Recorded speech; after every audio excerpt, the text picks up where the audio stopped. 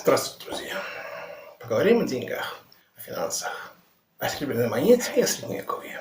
Начнем все-таки с 13 века. В то время в Европе самой ходовой, по большому счету, единственной монетой был динарий. Мелкая серебряная монетка весом 0,3, максимум 0,4 грамма, ведшая свою родословную со времен Римской империи. Серебро для этой монеты добывалось с трудом, привозилось с Ближнего Востока. Из старых монет штамповали новые, оборот серебра был небольшой, цены, соответственно, были низкие в серебре, и владельцы динариев чувствовали себя успешно. Это не способствовало международной торговле. Требовалась монета более крупная, более многочисленная и более отвечающая интересам международной торговли. 14 и большая часть 15 века – это время пражского гроша. Как известно, месторождения серебра в Кутной Горе достаточно долго, больше 50 лет, были тем клондайком, тем Эльдорадо, где черпало серебро Восточная и Центральная Европа. Вацлав II, чешский король, запретил вывоз серебра в чистом виде, а только в виде монет, что позволило ему получать неслабый синераж, иметь с этого большой доход и, по сути, диктовать свою волю остальным участникам Священной Римской империи. Пражский грош дополнил ходившие тогда в Польше и Литве динарии. Кстати, в Литве он назывался пенесь, как нынешние польские деньги, пенёнцы. Факт в том, что достаточно долго, больше 150 лет, пражский грош – это была основная торговая монета Восточной и Центральной Европы. Естественно, что он ходил в Литве и Короне, естественно, что им рассчитывались за всякие поставки и все остальное прочее. Проблема была в одном – это было чешское серебро.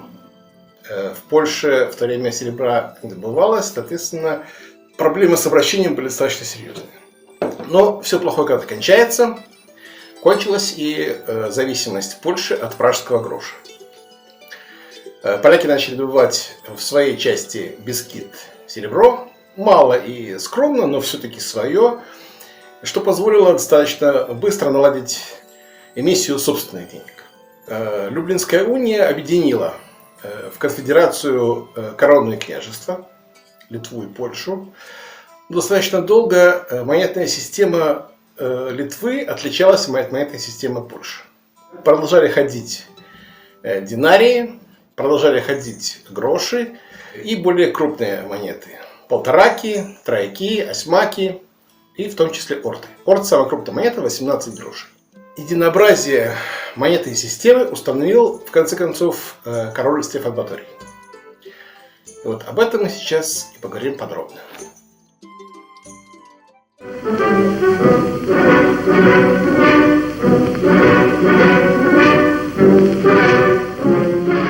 Сегодня мы поговорим о финансах Польши второй половины 16-го, начала 17 веков. Ситуация, надо сказать, была довольно неплоха, потому что, как бы то ни было, но Стефан Баторий,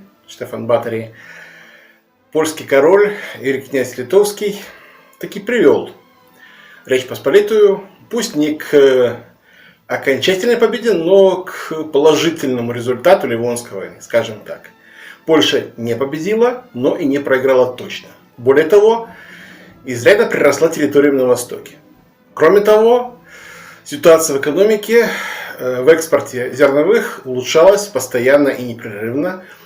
Экспорт рос, начал добываться свое серебро в месторождениях Верхней Силезии в Волькуше. Поэтому финансы периода Стефана Батория и Жигемонта вазы, надо сказать, были в неплохом состоянии. Тот факт, что экспорт польского зерна в Нидерланды рос и развивался, с одной стороны, радовал польских магнатов, которые получали нормальные доходы с этого экспорта. Но с другой стороны, монополизация экономики на экспорте зерна, она подавляла внутренний рынок, она не позволяла расти производству в других отраслях экономики. В Польше не существовала современная промышленность. В Польше в зачаточном состоянии был внутренний рынок. В Польше не развивались пути сообщения. По сути, единственный путь сообщения, который тогда существовал и активно развивался и обустраивался, это Сан, Висла, Данциг. По этому пути шло польское зерно с воеводств Литовской Руси. Оно пригружалось на барки в Сандомире и Казимирже Дольном, по Висле подымалось до Гданьска, там грузилось на большие корабли, на флейты голландские, и уходило в Нидерланды. Голландцы, в свою очередь, развивали транспортную систему на основе каналов, но их мы не берем, потому что нас это не касается. Факт в том, что к середине 17 века Голландия возила столько польского зерна, что его хватило бы на пропитание полумиллиона человек. 2 тогдашних Амстердама. Опора на польское зерно освободила сотни голландских домохозяйств для развития специализированных производств. Ткацких, сапожных. Знаменитые голландские сыры тоже оттуда. У них появилась возможность создавать сыр, а не горбатиться на возделывании пшеницы. То есть поляки стали зерновым полем Нидерландов. Да, собственно, и всей остальной Европы. Несмотря на то, что шла война, экспорт рос. Это хорошо, это полезно казне магнатов, которые владели территориями на Литовской Руси. Это ничего не давало польской экономике. Стефан Баторий, став польским королем и великим князем литовским, помимо всего прочего административного, полезного и нужного, создал единую монетную систему Речи Посполитой. Это ему в плюс, потому что до него, несмотря на объединение в конфедерацию Речи Посполитой Польши и Литвы, монетные системы у каждой из государств были самостоятельные.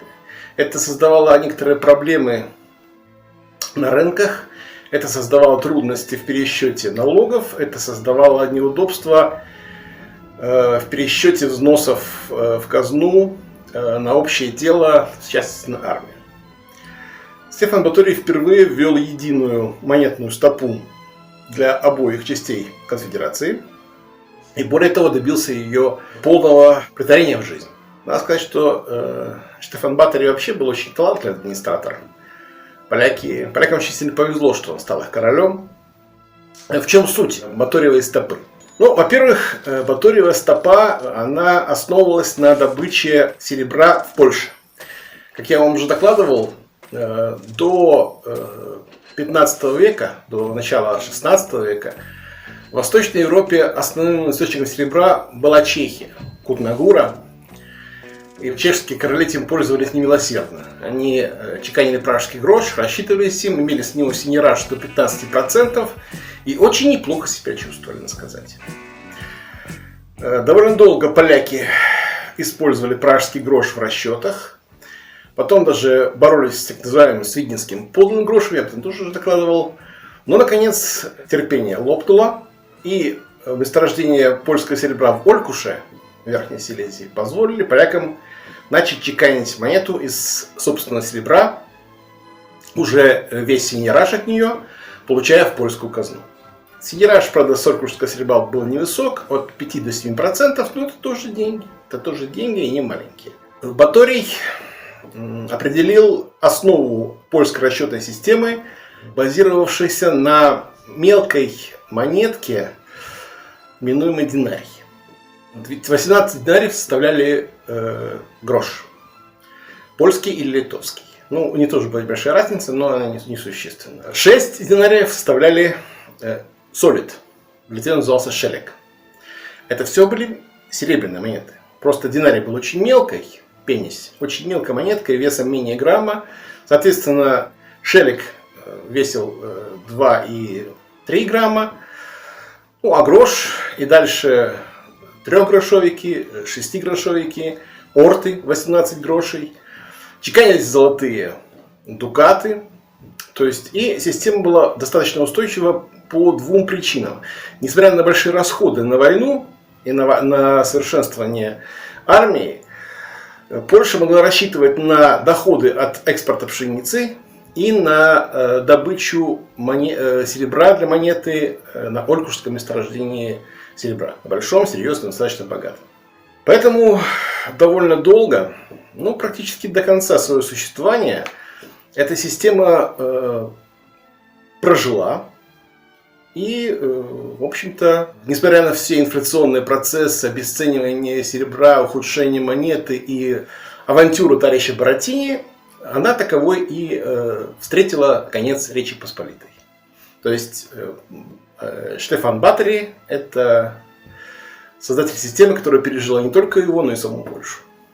Эта система существовала довольно устойчиво более 30 лет. И начал давать потихонечку сбои уже во времена Владислава IV.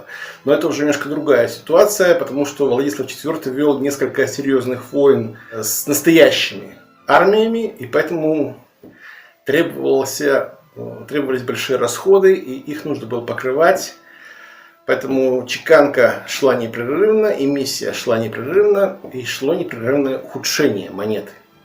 То есть лигатуры потихонечку прибавлялось, но, скажем так, до поры это было не очень страшно.